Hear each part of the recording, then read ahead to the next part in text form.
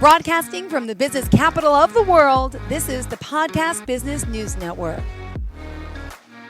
And we are back here with Chuck Smith. Excited to have him from beautiful Chattanooga, Tennessee. He's the owner of his own company. He's a massage therapist, and the company is Blue Lotus Healing Center. Welcome back. How are you today?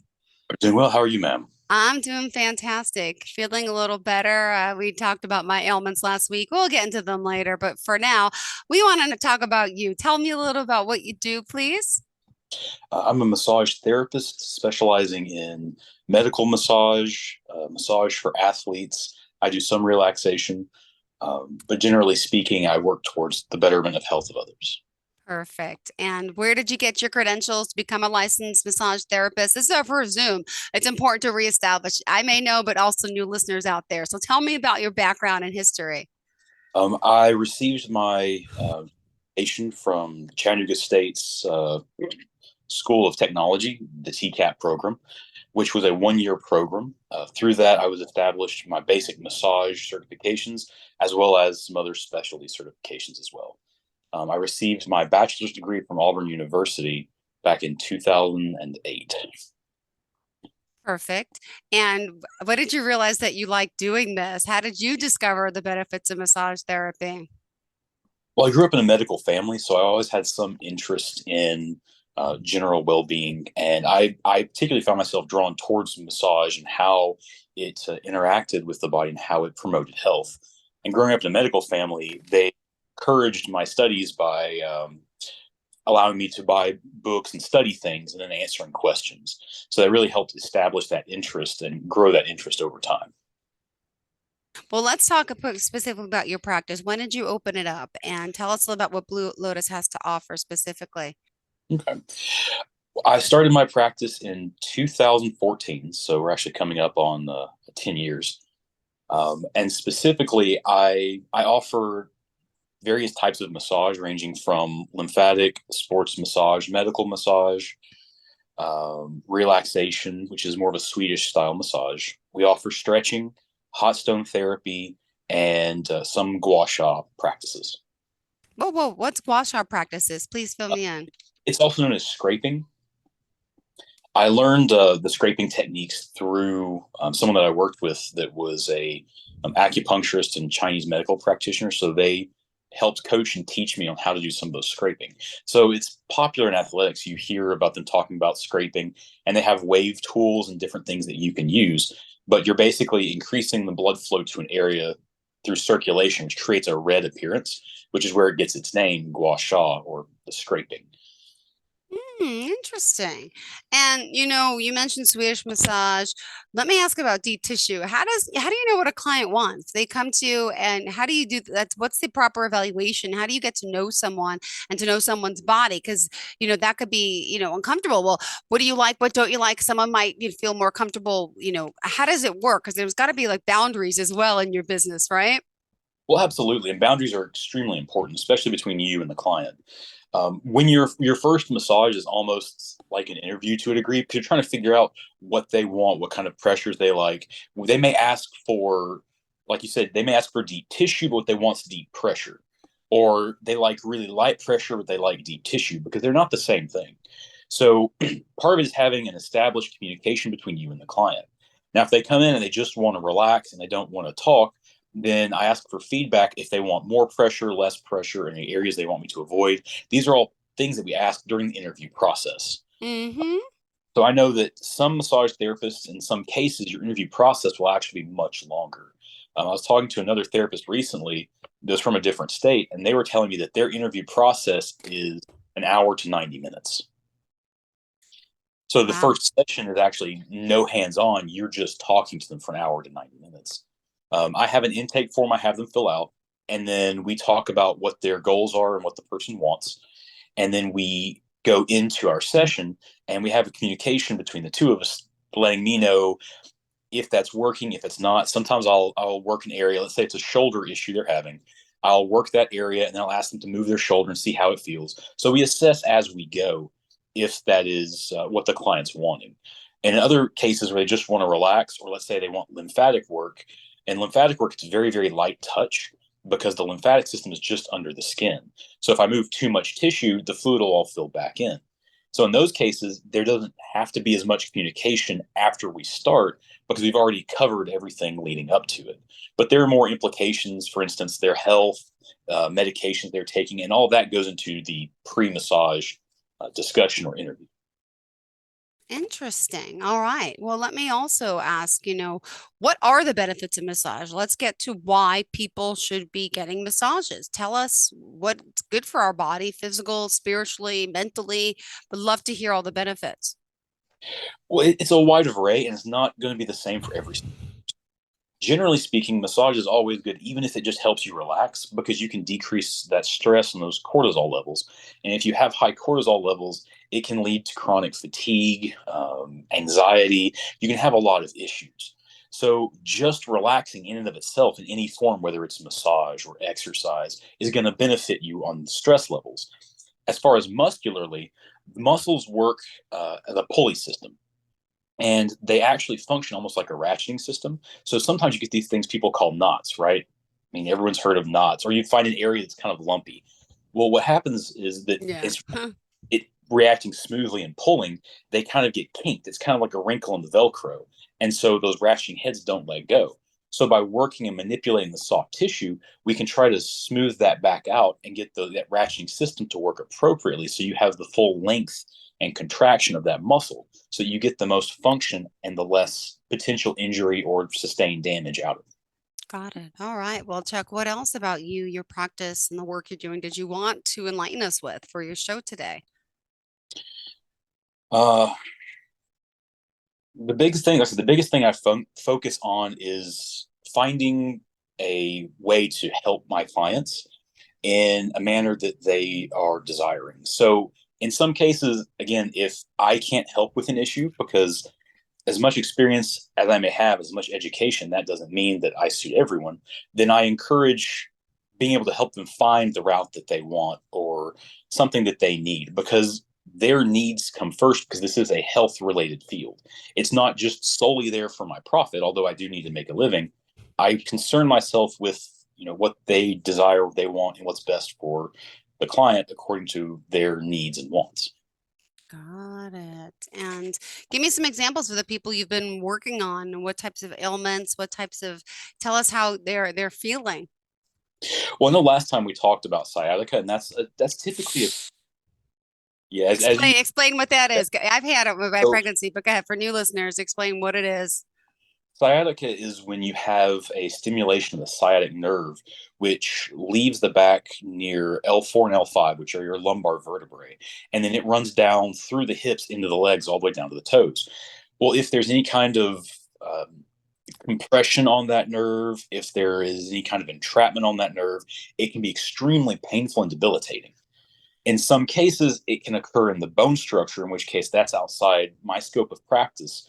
But I'd recommend seeing a doctor, maybe a chiropractor, someone that can help you in that realm. But if it is in the soft tissue, let's say in the posterior hips, or let's say there's a pinch in the hamstring, then I might be able to work the muscles to get those to release the pressure on the sciatic nerve. And that's a very common issue that I see come in. Other issues may include things like carpal tunnel or carpal tunnel like instances, where it may Mm-hmm. the muscles in the forearms are extremely tight and pressing on those nerves. And in response, you have limited motion in the hands. You may have numbness, circulation issues, pain, anything along those lines. Got it. It's funny. Well, I'm gonna fill you in. Let's see, my cortisone shot. There's the bruise.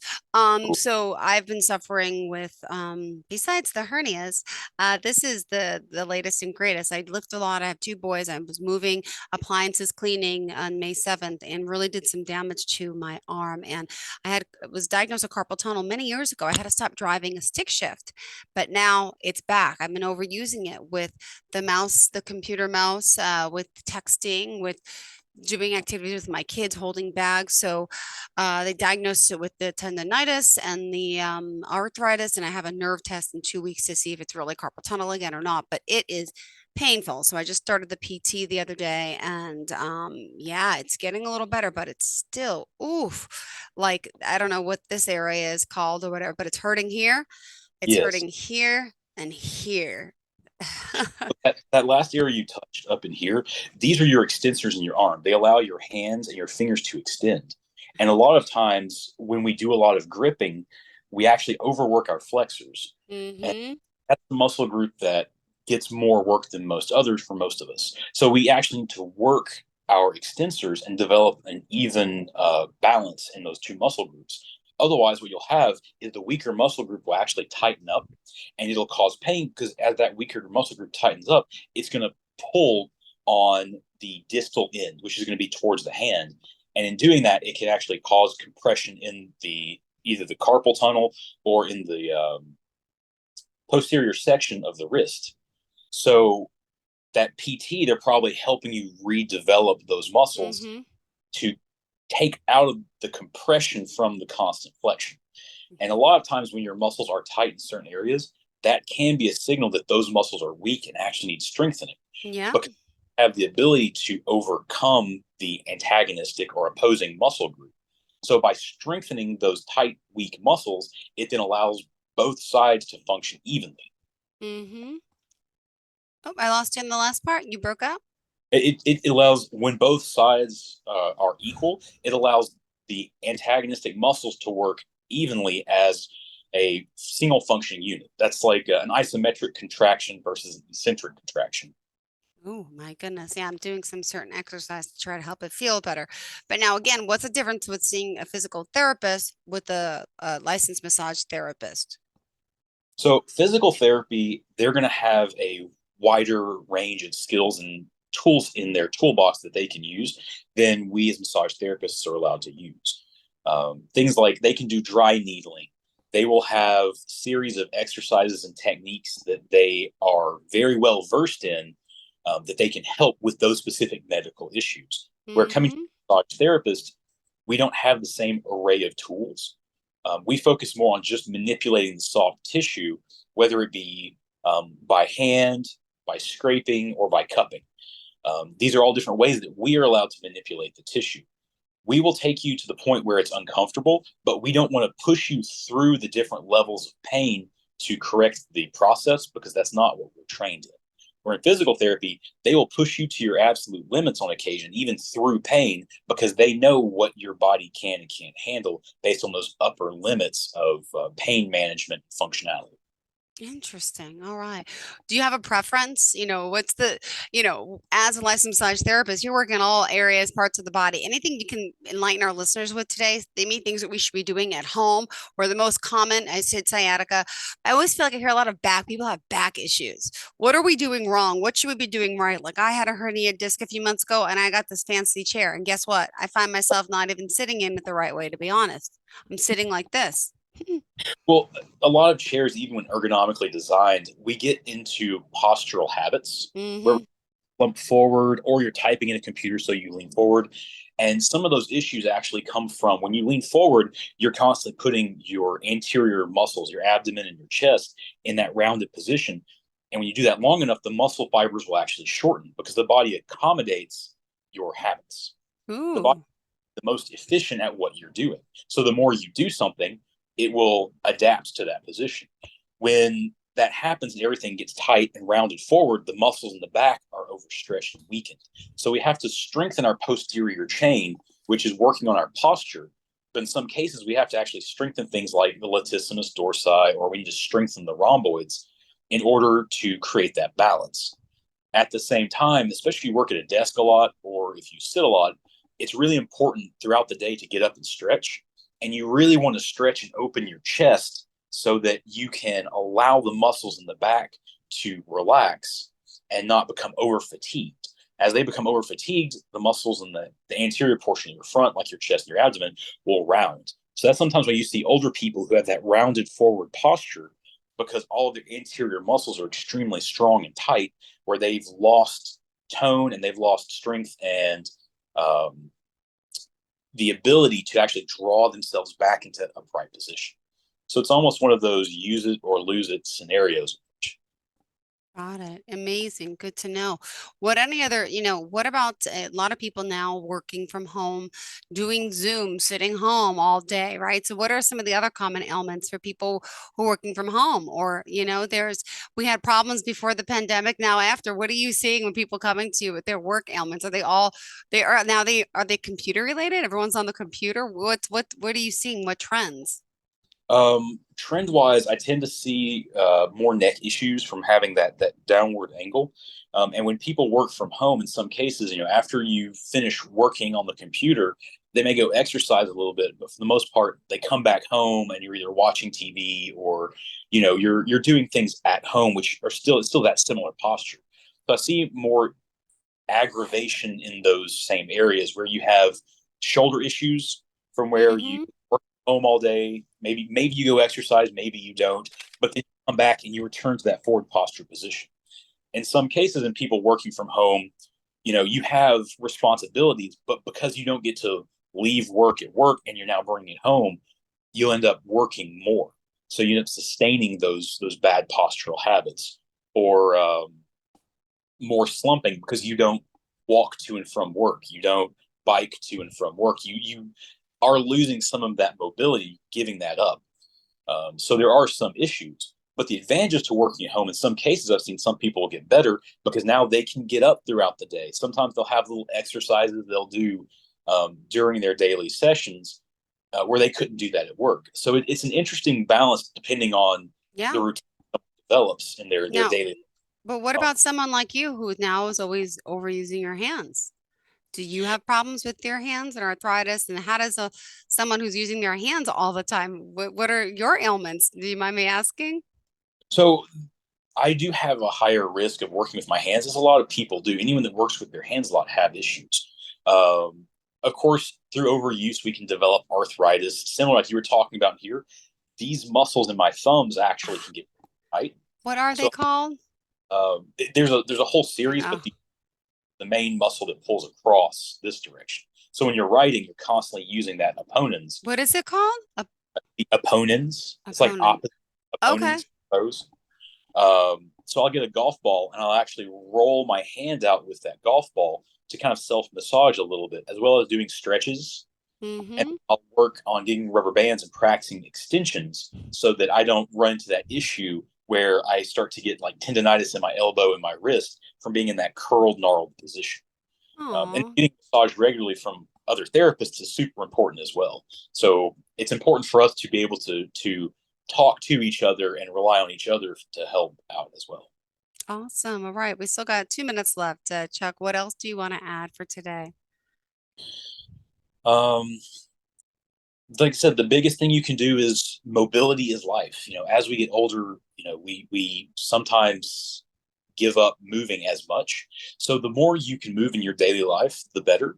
And really try to move through the ranges of motions. I know that you have kids, so you probably, depending on how old they are, you may get up and down out of the floor to play with them. Mm-hmm. A lot of All the times when I time. Yeah. elderly clients, they want to play with their grandkids and they struggle getting up and down. So we actually work on some of the issues they have to help them get up and down. But I also give them exercises and things that they can work on. And Okay. as they work those exercises regularly, they gain that back in their life. And to them, that's the most valuable thing. They love their grandkids, they love their quality of life. So movement and being able to encourage that lifestyle and your general ability to function is one of the most important, valuable things you can do for yourself. Oh, well, thank you so much. If someone's interested in working with you, coming to the practice, tell us exactly where you're located again. I am located in Red Bank, Tennessee at 3957 Dayton Boulevard, Suite B. Perfect. And can we find you where else you're going to say? Oh, I was going to say you can reach out and contact me through email at ctsmithlmt@gmail.com. That's ctsmithlmt@gmail.com. Or I can be reached via phone at 205-335-8836. Perfect. Thank you so much. Really pleasure speaking with you again. And thank you. Unfortunately, I'm sorry the show's shorter that we had the error with the Zoom, but Thank excited you. to have you and great to see you. Good seeing you too, man. Thank you. Thanks so much. Have a fantastic day. And to everyone the same, stay tuned. More of the show's on the way. Are you looking for even more of the podcasts and hosts that you love? The Podcast Business News Network is proud to announce that you now have even more ways to listen live. Check out the MyTuner Radio, online radio box, and Simple Radio apps on iOS and Android, or find us online. Search for Business News Network on mytuner-radio.com, or search Podcast Business News Network on streama.com and onlineradiobox.com/US. Take your podcast on the go and don't miss a minute of the action.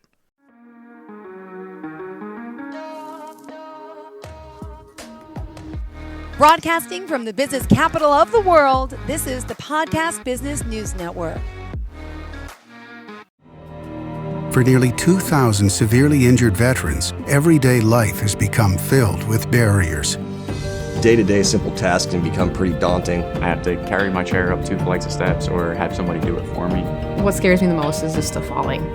When I'm struggling with my house, I think, to have that one great barrier just knocked down, it's crucial. Home for Our Troops is a wonderful nonprofit that builds a mortgage-free, fully adaptive, handicap-accessible house. And there's no catch. It'll be our very first home that we've ever owned. This is a game changer. This is where your life begins again. We need you to join us in completing this important mission. Please visit hfotusa.org and help build homes and rebuild lives. Because of you, everything's going to be okay.